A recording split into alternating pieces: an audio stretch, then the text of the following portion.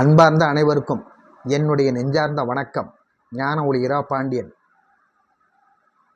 ஒவ்வொருவரும் பேசுகிறதை வைத்தே இவருக்கு இந்த ஊர் என்று சில பேர் கண்டுபிடித்து விடுவார்கள்.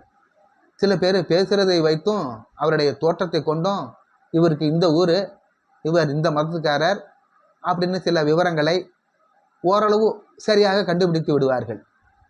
இப்படி சாமர்த்தியமாக கண்டுபிடிக்கின்ற சில திறமசாலிகளும் நம் நாட்டில் இருந்து கொண்டு தான் இருக்கிறார்கள்.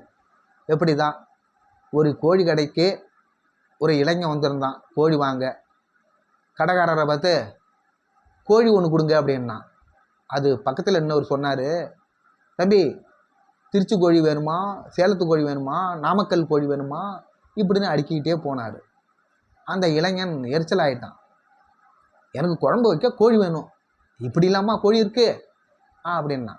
அதுக்கு பக்கத்தில் இன்னொரு சொன்னார், என்ன தம்பி இது தெரியாது பேசிட்ட, திருச்சி கோழி வாய் கொஞ்சம் நீட்டாக இருக்கும், கால் கொஞ்சம் குட்டையாக இருக்கும், நாமக்கல் கோழி வட்ட வடிவமான புள்ளி புள்ளியாக இருக்கும் ரெக்கையில், சேலத்து கோழி கொண்டை கொஞ்சம் பெருசாக இருக்கும்.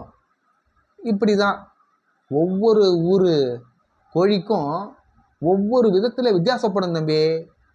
நான் கோழி முதுக பார்த்த உடனே இது இந்த ஊர் கோழின்னு கரெக்டாக கண்டுபிடிச்சிடுவேன் தெரியுமா உனக்கு அப்படின்னாரு. அப்படின்னு கேட்டுவிட்டு அந்த இளைஞனை கேட்டார், சரி தம்பி உனக்கு என்ன ஊர் அப்படின்னாரு. அந்த இளைஞன் திடீர்னு முதுக அவர்கிட்ட திருப்பி காட்டணும்.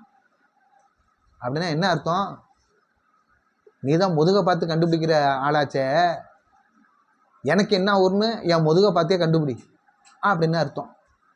இது உங்களுக்கு பிடித்திருந்தால் சப்ஸ்கிரைப் பண்ணுங்கள், லைக் பண்ணுங்கள், ஷேர் பண்ணுங்கள். நன்றி.